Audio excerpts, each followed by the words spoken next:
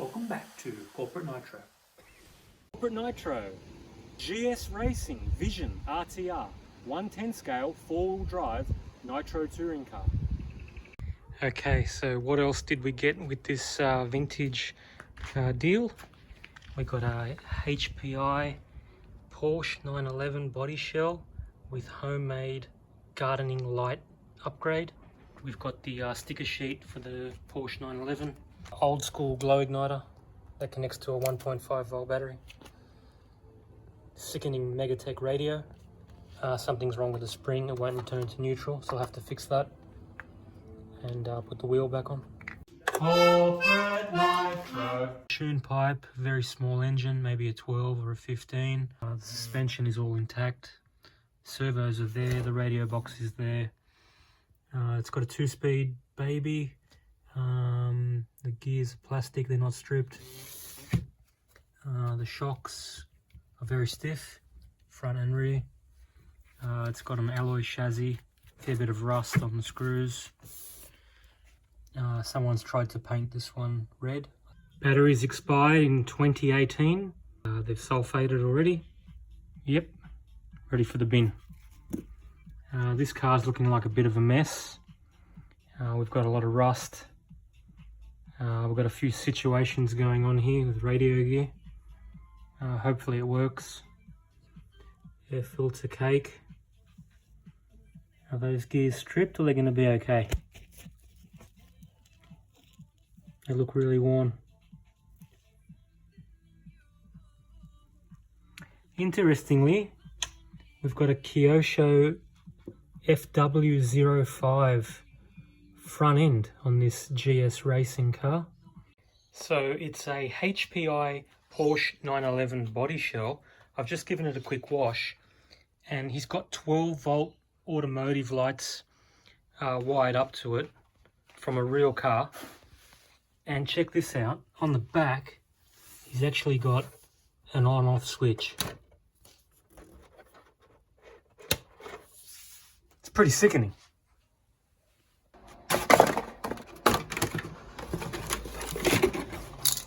Shake it, baby.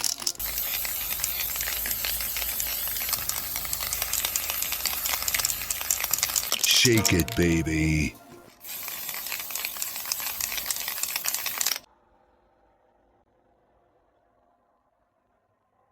GS VISION RTR with the little 12 engine.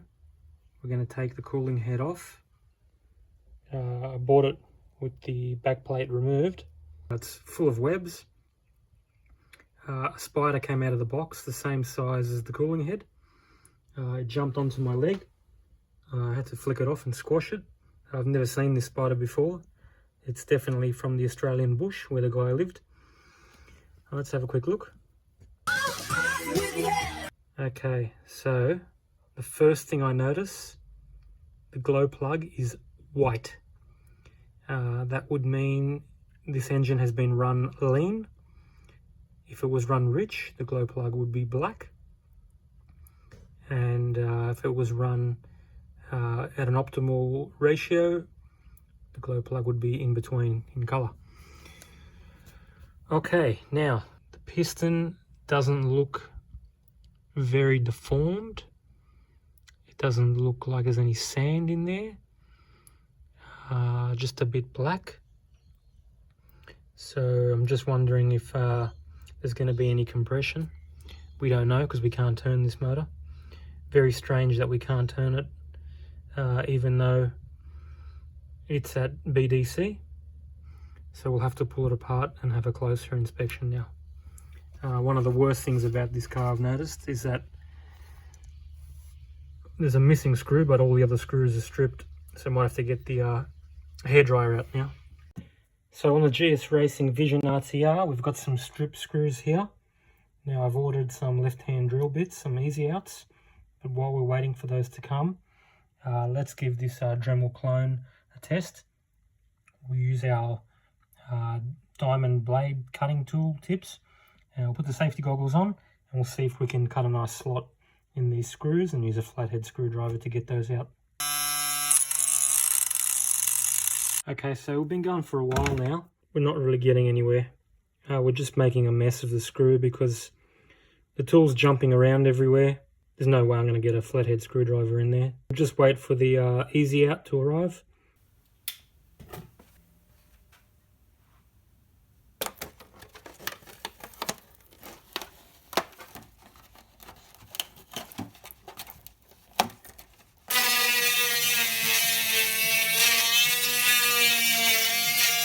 First gear is extremely stripped. Right here. So I've ordered a new first gear from France. It was about $15 AU. What's that, about 11 US? Alright, let's open up the diff. Look at that.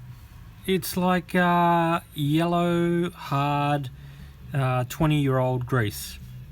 And not much of it. And that's why we get a clicking noise. What's interesting about this piston is that it's the same on both sides. There's no skirt.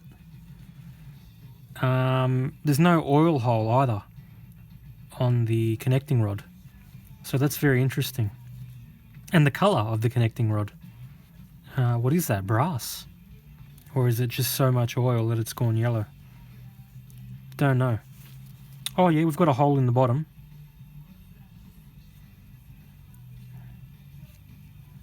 So that's how the pin gets lubed, the pin of the crankshaft. Anyway, this piston looks fantastic. It's very dark, which is good. Means a lot of oil. No scoring. So we're going to have to look after this piston. I reckon this engine's going to be a screamer. In the following time-lapse video, you can see how I used heat from my hairdryer and a small hammer to remove the crankshaft from the engine.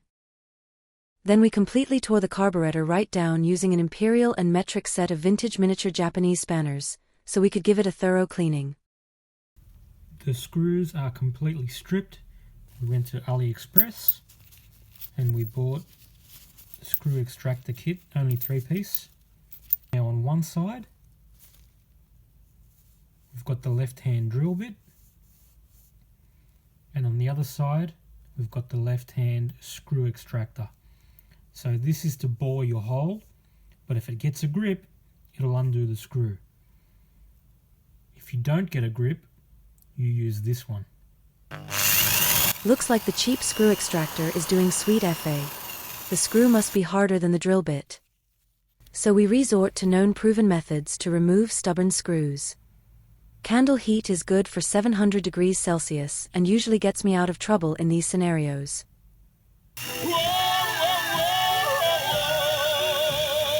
We failed.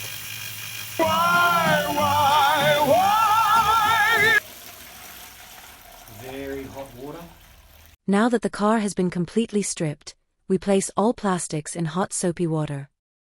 All metal parts are washed outside using kerosene. This solvent breaks down oil and leaves an oily residue which protects parts from rusting in my humid garage. 911 GT3 body had lots of cutouts for all the lights. So we've put some film Glad wrap on the outside to block the holes, which is like a cling wrap for food. Then we put some fiberglass tape on the inside, and then we put some bathroom silicone clear over the tape. Now we're just going to put some gloves on. We're going to smash the silicone down so that it dries nice and flat, and then when it dries we can start putting the stickers on. Okay, the silicone has dried overnight, so now we can start taking all the Glad wrap off and reveal the job that we did. Looks kind of cool. The mesh fiberglass tape has made it look like little lights anyway, but we're going to put the stickers over it and hide all those holes completely that were there with the lights. So the roof hole and the headlights on the front, yeah, it's come up good. And well, I guess that roof hole was there to put the glow igniter in, but since it's a pull start, you can't do that anyway, so there's no point having a hole in the roof. since the antenna is going to go in the front. And alright, well, we've got the stickers. Let's start putting those on. And we've got some sharp tools here and scissors. And we'll do a little time lapse at the back with the other phone. And we've got some reference photos to go by, otherwise I don't know where these stickers actually go. Let's call this car Mariah Carey, because it only looks good from one side. 911 GT3 wing, fiberglass tape, double-sided tape, bathroom silicone. That can only mean one thing. We're putting the wing on.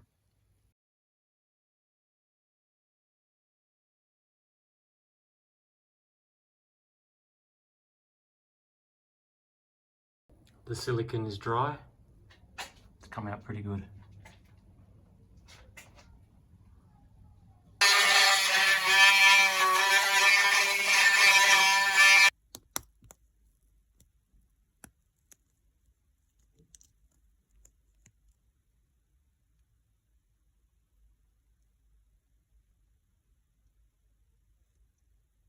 Need to get the one-way bearing out of this spur gear because the spur gear is stripped.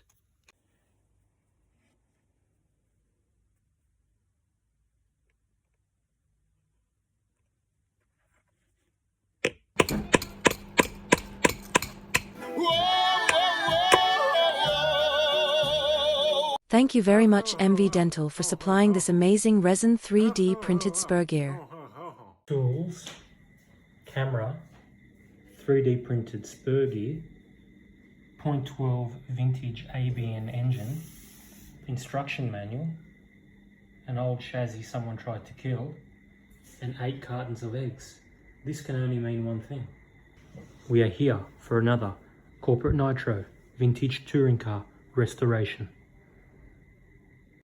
Alright, so we've got our little 3D printed spur gear, we've got the one-way bearing. Look at that. Straight in, no issues. Well, the PH screwdriver didn't work, but the PZ screwdriver did. Posi drive. Posi drive does not cam out like a Phillips head, and we got a better grip. So the good news about getting one screw out is that because we've got one out, that means we don't even need to be able to get to the other screw. We can just rotate. We can rotate the mount now to get it out.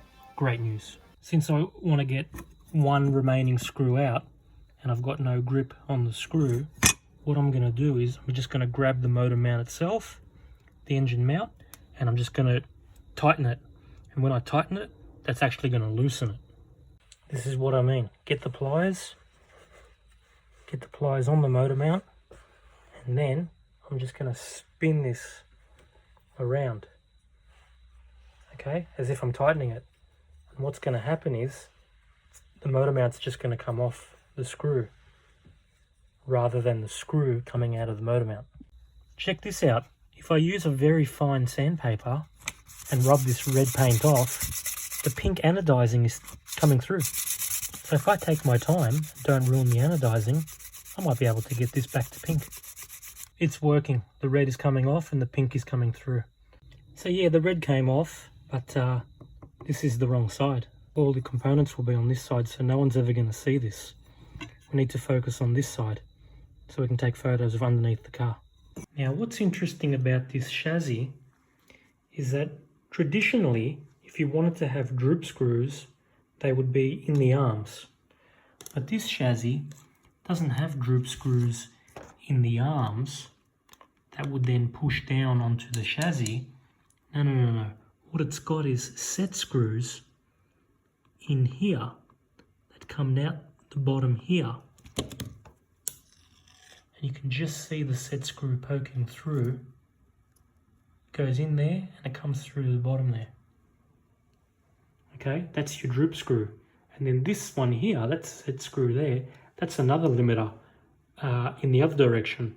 So droop screws stop how far your wheels sag when the chassis is off the ground, and this one here is the other direction, how far the wheels will go up into the wheel well of the body. So the instructions say the front chassis assembly gives you an exploded view, and it's quite difficult to follow or to interpret what order it should be done in. So after making a few mistakes, I finally got there in the end. And the most obvious things to note are that I don't even have the correct front end. This is a Kyosho front end. The two screws are close enough lined up. In the bottom, is that the correct piece? No, it's not the correct piece. Probably Kyosho as well, but it kind of works. It holds the foam bumper. That's all we needed to do. So yep, it's pillow ball suspension. These are called caster clips, these ones here. So they set how far forward and back the arm is, and the more forward it is, that will change the caster because it will change the angle of the hub there. Now, when looking at the manual, you can see that there's two grub screws here that they want you to put into the rear arm. And I thought, why would you need two grub screws there? Is that for adjusting droop? So I put them in there, didn't think much about it.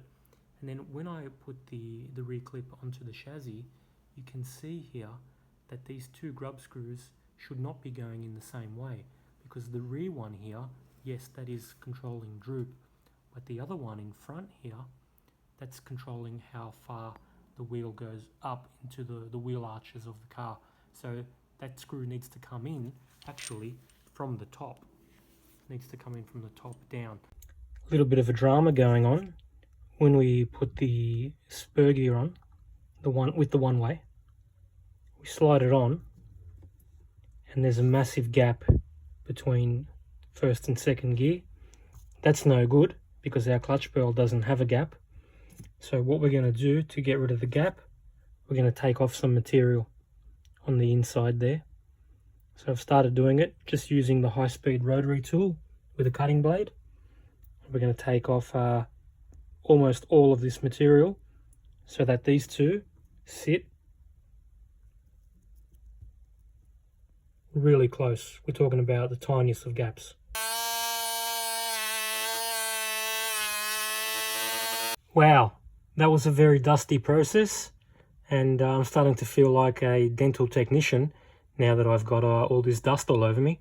The car looks pretty standard at first glance. The most obvious difference is that it's belt driven. It's not a shaft driven touring car like most Nitros would be. Just wanted to go through one of my favorite things about these two-speed touring cars is actually the two-speed. So the first gear sits on a one-way bearing, and then the second gear is clutch activated once it reaches RPM, which is pretty standard, of course.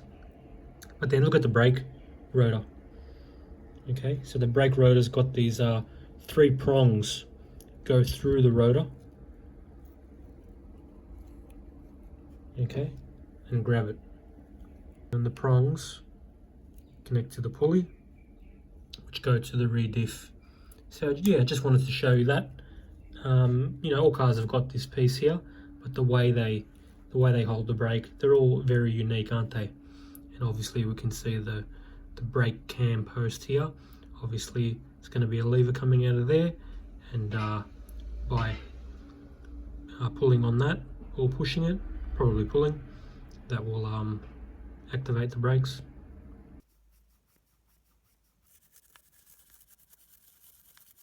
Put a bit of oil on those bearings.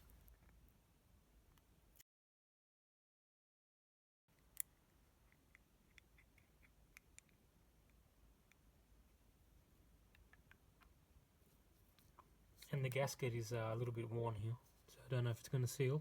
Let's put the button on top of the sleeve. Let's put the head on top of the button. So it goes washer on top of the standard shaft. Where is our cone?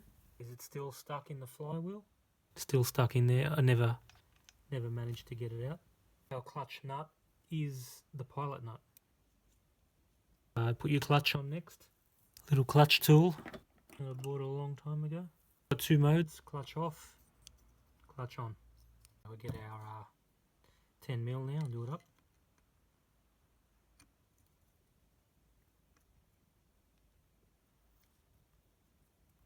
tool slides over the top, flicks the little spring out, push and turn. The spring is holding the clutch shoe in.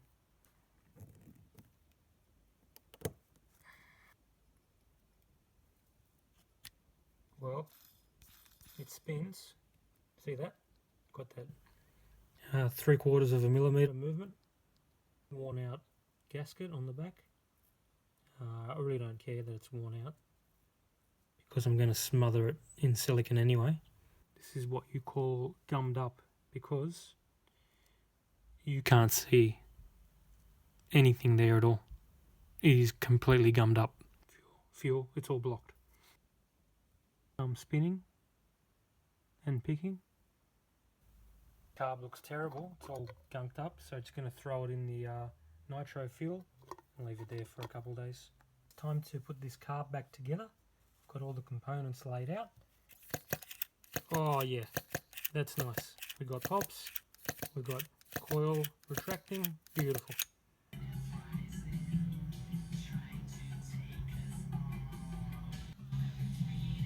Let's have a little look at the fuel nipple going into the high speed section of the carburetor.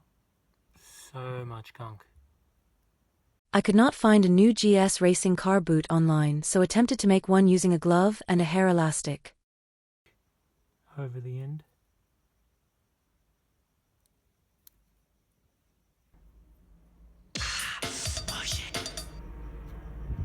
Oh, straight in.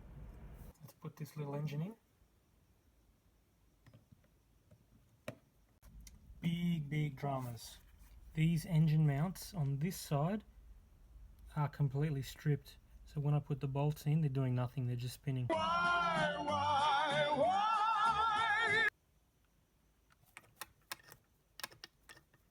I got the spring clasp tool. Grab the spring. Let's see if we can get it on without getting myself in the eyes. Another 5 minutes in the vintage restoration RC life, and another problem. The servo is hitting the radio box. Gonna have to figure this out. They say you can fix any car with Traxxas parts. There you go, 7-inch clear Traxxas fuel line, perfect. Time to throw a body shell on. Really excited. Maybe I'll even show you my excited face. But first of all, let me tell you that these little body support mounts here, they're plastic. Should be 4 of them. Took 4 of them off the car when I washed the car. Then I lost one. Anyway, just use a pull ring from a can of Coke and zip tie it onto the pin. Alright, so we put the Mazda 6 body shell on first, just to see how that would look. And yeah, it looks okay. I don't know why he sprayed the orange wheels red, but I guess he had to have a red Porsche and a red chassis and a red wheels and everything red. Alright, that looks alright. Let's have a look at the Porsche next. Alright, we got the body on. The back is a little bit low for my liking, but I really like the wing, and I'm not going to let that bother me. I'm not going to use this car too much, probably just going to sit on the shelf. I don't even have a shelf, but after seeing how good this car's come out, I'm going to need to make a shelf somewhere. That's beautiful.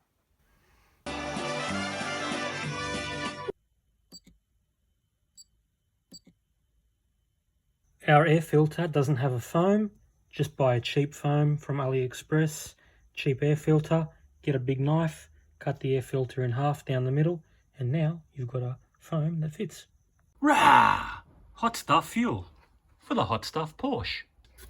Shake it, baby. Block stinger to prime fuel to carburetor. Do you think it will start?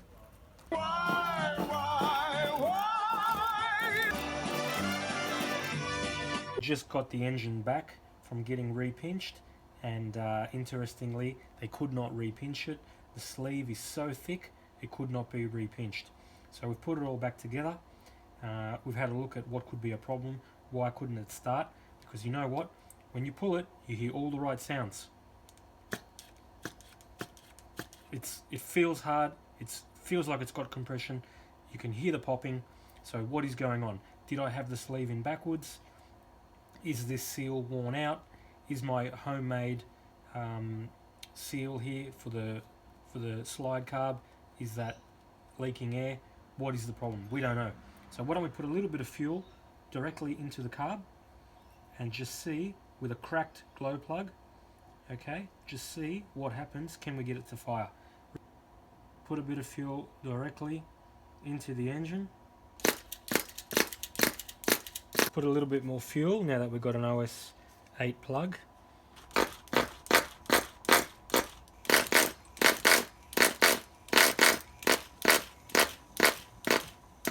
Well, it sounds pretty good. It sounds like it's going to fire.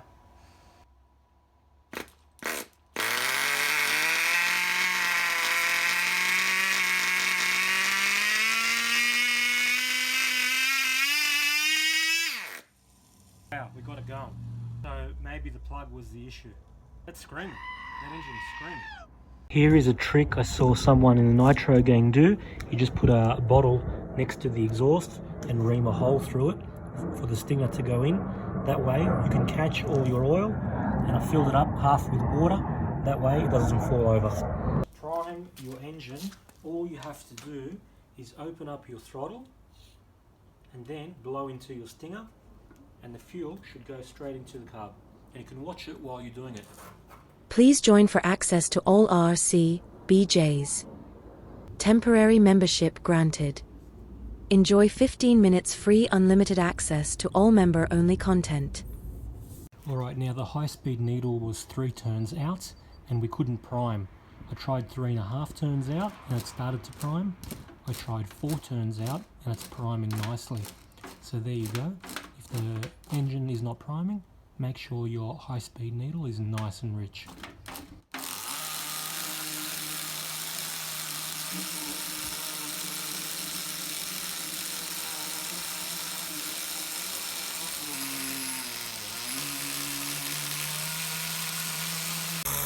It's alive.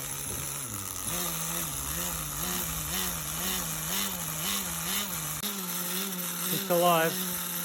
3D printed spur gear. GS Racing Vision RTR. Spur gear made by MV Dental.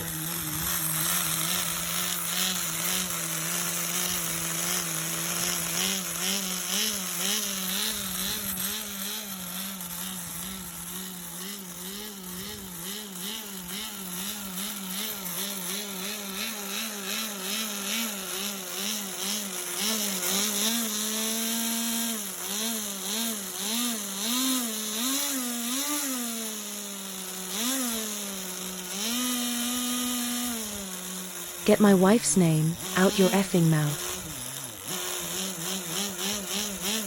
Alright, it's really bad. It's worse than I thought. I just started it up to drain the fuel that was remaining in the engine. And look, all the teeth have just shattered. Well, I think this is the end of the road for the GS Racing Vision RTR. We've not got any drive now that we've got a smashed spur gear. No spur gears in Australia. Need original factory nylon, so flew to Europe. Corporate Nitro, we're here in the wild jungle of South Frankfurt Forest on a mission to find rare vintage spur gears to get the GS Racing going again. Okay, there's a fork in the road. Which way do we turn? Do we go straight? It looks new. Or do we go the path less travelled? Alright, I think I've taken a wrong turn, but that's not going to stop us from finding this vintage spur gear. Let's keep looking. Corporate Nitro, looking for a vintage spur gear within a vintage castle? No problem.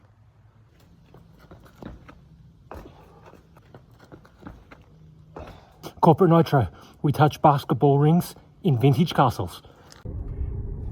We are in the plug-in hybrid Porsche Cayenne. It's just the baby one, 360 horsepower only, not the powerful one. And it's a very quiet sound, like a whirring noise, similar to any electric car you've ever heard in a movie. and the silence is actually quite nice. Oh, it's amazing. Yes, good news. I've retrieved the spur gear. We are en route back to Australia. If you have any more questions, please call me on my sat phone. Well, there's no number. It's a World War II vintage sat phone, but just call the operator and just ask them for me.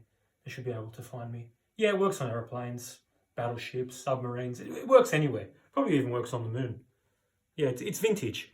Don't call me too much. I'm not sure what I do when the batteries run out. All right, talk to you soon. Bye. Corporate Nitro came to Germany. We got the spur gear. It's time to go back to Australia and put it all back together.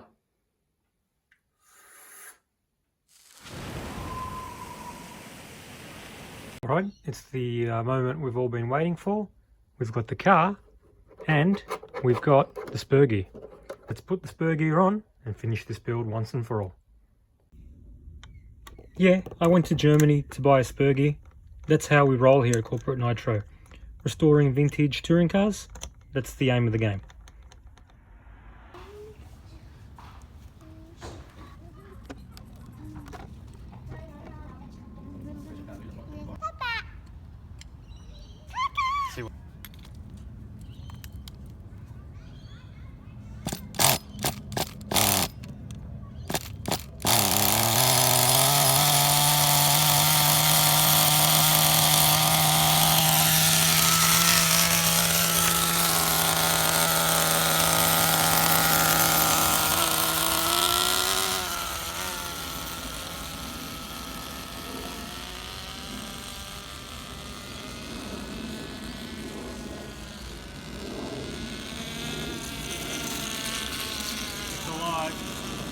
We finally got this thing moving after months of restoring it, years waiting for the parts. Uh-oh, we've got an issue. Okay, what happened was, there's only one screw holding this engine in. Alright, one problem with the GS Racing is that the engine is coming loose. The old engine mounts have had it. These two are completely stripped. These two are okay, but that's not good enough. So I'm thinking to use the engine mounts from the HSP, but they're so tall. They almost work, but when I put the engine in, I just get a little bit of rubbing from the clutch bell just here on this plastic support. So instead of cutting the engine mounts down, instead of trying to fix the original ones with helicoils or zip ties or whatever, I think I'll just grind a bit of plastic off and call it a day.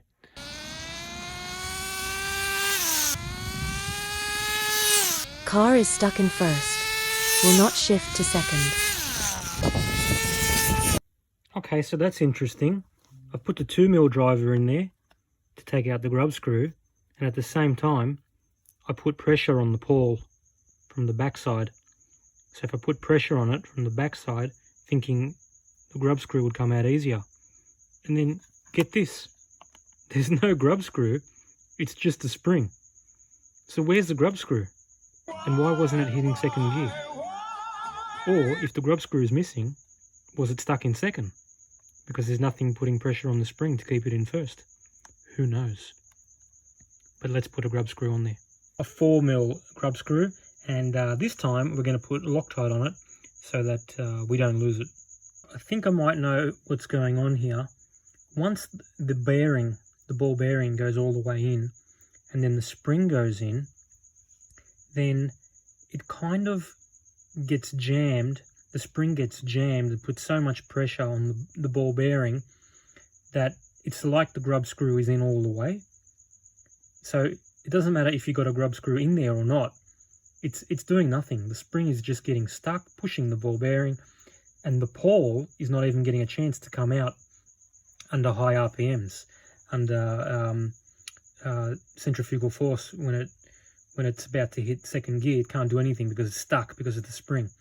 So what I'm going to do is I'm just going to hold the pawl to where I think it should be at when it's hitting second, and I'll just screw in the grub screw until that point, and then make sure the spring action is still working. And the position that I'm happy with is just getting the grub screw in. Okay, it's not all the way in there, it's not all the way out. It's mostly in there. Okay, good news. A friend has given me an old GS Racing carb. Maybe that string where the knot is causing the issue. Maybe when we tighten it up, that string is hitting on the back plate here. So that would lead me to believe that we don't want to push it in all the way. Maybe we need to leave it out a little bit. All right, there we go. We put some 2.5 by 10 mil cap head screws on there, which are longer, and then some 2 mil alu spacers. Let's try with that and see if we get a good result. Okay, spacers installed. That's better. It's retracting every time now. Engine won't start. I suspect head gasket issue, so I order new head shims. Okay, put the one shim there. Does it fit? Did I pick the right size? Oh damn, it's too tight. Little OS8, it's a little bit white on the tip. It still glows, but it doesn't look 100% right. We're gonna go to an OS7, which is a short, medium plug, medium hot. This one is brand new. You can see how centered the coil is. It is shiny. There are no black bits, there are no white bits. So having a brand new plug rules out a lot of issues, doesn't it? I've got a dream, a vision of GS Racing Porsches.